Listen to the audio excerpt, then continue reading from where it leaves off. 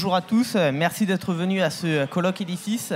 Donc, aujourd'hui, nous allons vous présenter le sujet de thèse sur lequel nous avons travaillé cette année avec Fabien Leroy, doctorant en première année à l'ISTO. Donc, son sujet de thèse s'intitule « Interaction rhizosphère micro-organismes substrats carbonés dans les tourbières à sphènes envahies par des végétaux vasculaires ». Mais c'est quoi des tourbières ? Alors, des tourbières sont des zones humides stockant une quantité importante de carbone, entre 15 et 30%, grâce à ces végétaux caractéristiques, les sphènes. C'est bien de me dire tout ça, mais comment les tourbières stockent le carbone ? Alors, le stockage du carbone est dû à l'environnement particulier des tourbières, ainsi qu'à leur végétation caractéristique, les sphènes. Tout cela va permettre le ralentissement de la décomposition.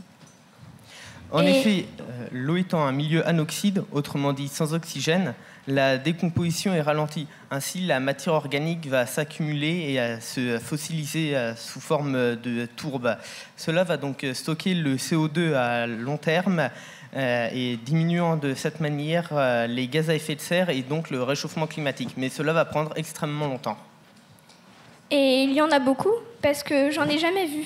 Oui, elles représentent 3%. Comme nous le montre la carte, la répartition des tourbières dans le monde, elles sont plus présentes en hémisphère nord, où les terres sont plus froides et plus humides.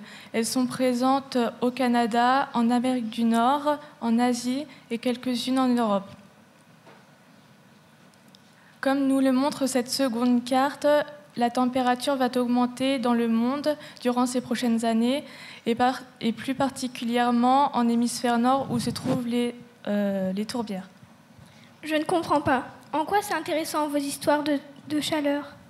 Justement, comme l'a dit précédemment Léa, les tourbières se situent dans les zones froides et humides. Or, la température va fortement augmenter dans l'hémisphère nord, là où se trouvent principalement les tourbières. Or, si la température augmente, l'humidité va diminuer et donc la décomposition va se faire plus rapide. Cela va donc fortement impacter le stockage du carbone qui, dans les tourbières qui, rappelons-le, stockent 25% du carbone des sols. Tu n'as jamais vu de tourbière, Alison ? Pourtant, il y en a une pas loin d'ici. C'est la tourbière de la Guette. Voici justement une photo de cette tourbière. À cause des changements globaux, les végétaux vasculaires sont de plus en plus présents dans ces tourbières. Comme tu peux le voir sur cette photo, les mousses sont complètement recouvertes de ces végétaux. Ainsi, au centre, on a de la molinie et de la calune. Et en arrière-plan, des bouleaux ainsi que des pins. Nous pensons que les végétaux vasculaires vont influencer la pousse des sphènes qui poussent de plus en plus dans les tourbières au détriment des sphènes. Nous émettons donc une hypothèse, les végétaux vasculaires vont diminuer la croissance des sphènes. Ah oui, c'est pour cela que l'on a fait une expérience. On a cherché à découvrir l'influence que vont avoir les végétaux vasculaires sur l'écosystème des tourbières et plus précisément sur la pousse des sphènes. Je connais quelques végétaux vasculaires. Alors, il y a le pin, la calune, la molinie et le bouleau. Ce sont justement ces végétaux vasculaires que nous avons utilisés lors de notre expérience. Donc, pour notre expérience, nous avons d'abord versé un mélange d'eau et d'agar-agar au fond d'une boîte de pétri sur laquelle nous avons ajouté une litière. Donc, une litière, ce sont par exemple des feuilles dans le cas de la calune ou des aiguilles dans le cas du pin. Sur cette litière, nous avons remis une couche de notre mélange d'eau et d'agar-agar sur lequel nous avons mis ensuite des capitulums de sphènes. Nous avons fait une litière par végétaux vasculaires cités précédemment et nous avons reproduit cette expérience pour chaque litière différente. Donc, sur cette photo, vous pouvez nous voir en train de déposer nos capitulums de sphènes sur les diverses réplicas de notre expérience. Ça a bien poussé quand même. Nous pouvons voir l'expérience au début et après un mois. Et vous avez calculé, vous avez mesuré la taille, le poids et le taux d'azote ? Oui, et je tiens à préciser que nous avons mesuré la taille des sphènes à l'aide d'une règle. Donc, sur ce graphique, représente la taille des sphènes en centimètres en fonction des différentes litières. Les petits segments que tu peux voir en haut sont la marge d'erreur que nous avons calculée à l'aide d'un tableur. Et nous pouvons observer sur ce graphique qu'il y a eu une augmentation de la pousse des sphènes avec le bouleau et la calune. Oui, mais qu'est-ce qui a favorisé la pousse des sphènes? Alors nous avons mesuré la teneur en azote et en carbone, mais ces résultats ne peuvent toujours pas nous renseigner sur ce qui en est la cause. En effet, les résultats sont différents de ce que l'on attendait. Il y a eu une augmentation de la croissance des sphènes avec certains végétaux vasculaires, comme le bouleau et la calune. Ce qu'on pourrait faire l'année prochaine, c'est de chercher en quoi le bouleau et la calune augmentent la croissance des sphènes en faisant d'autres analyses. Merci de votre attention.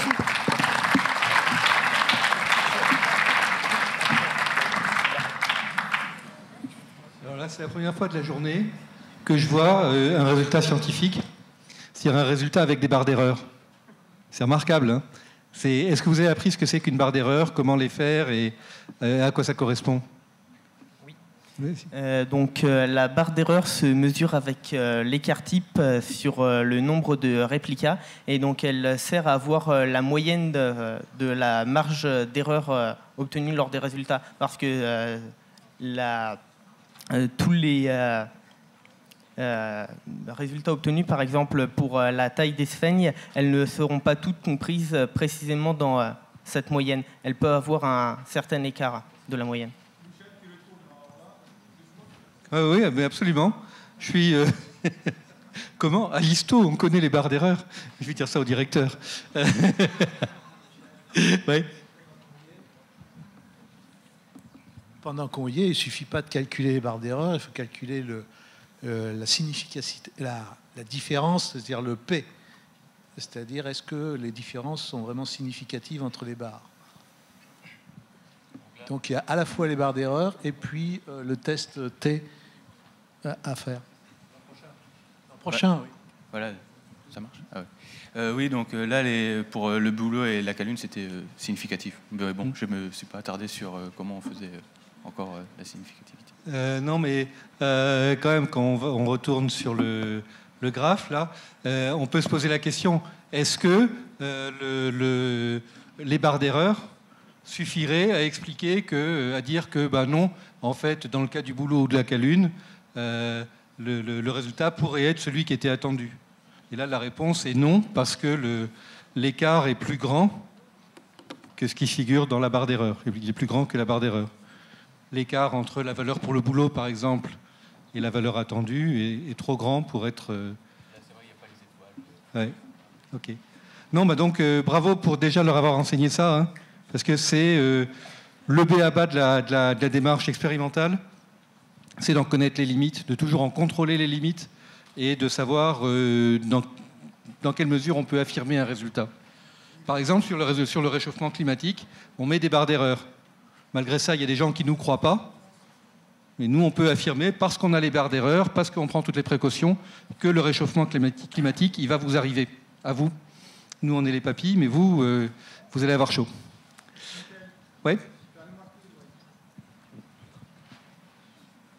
Tu as bien remarqué que c'est en 2080-2099, donc pas de panique. Enfin, si on peut dire. Non, l'élément en plus de la présentation que je trouve très bien, c'est l'élément supplémentaire avec tes barres d'erreur, c'est que, je ne sais pas si tu as bien entendu, à un moment donné, elles ont dit, c'est pas tout à fait à quoi on s'attendait. Là, on tombe vraiment dans ce que fait la recherche en parlant tout à l'heure quand je disais les tiroirs inutiles à fermer. Et ça, c'est super bien que quelque part, c'est pas complète. Ça veut dire ils sont complètement dans la démarche de recherche. Mais j'ai une question quand même dans vos hypothèses sur la définition de tourbière que je connais pas très bien, que évidemment à l'histo ils nous ont jamais bien expliqué à nous autres profanes et que j'ai bien compris aujourd'hui. Ces piégeurs de CO2. est-ce qu'ils ne se nourrissent pas aussi un peu du fait de piéger le CO2? Et du coup, vous n'avez peut-être pas dans votre expérience la capacité de générer le CO2 artificiellement. J'ai faux ou j'ai pas bon?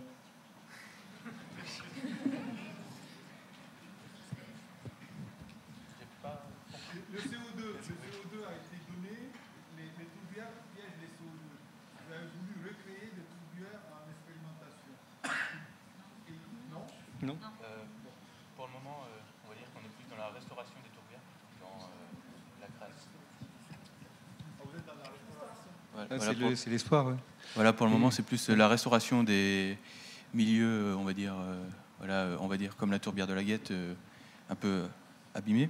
Mais oui, il y a des expériences qui sont faites plutôt dans les pays nordiques. Bon, pour le moment, c'est toujours dans l'expérimentation. Bon, et je dois rassurer tout le monde, hein, s'ils ne trouvent pas le résultat attendu, le thésard ne sera pas puni. Par contre, ça veut dire que le patron de thèse a mal prévu. Ok, non, mais c'est au contraire un résultat important s'il est confirmé, si vous comprenez à quoi ça peut être dû. Merci. Une dernière remarque, vous avez montré une belle photo de tourbière, je crois que vous n'y êtes pas allé. Vous n'avez pas pu. Il y a une limitation légale qui fait qu'il est extrêmement difficile de les emmener sur le terrain de la tourbière qui est à 1 heure de route d'ici. Et c'est vraiment malheureux. Parce qu'on ferait ça très volontiers. Donc l'an prochain, peut-être qu'on aura résolu la difficulté et que vous pourrez y aller. Vous continuez? Tu continues aussi? Bravo. Donc à l'an prochain, alors on attend de voir les résultats de nouveau. Et savoir si on aura vraiment chaud ou pas. Merci.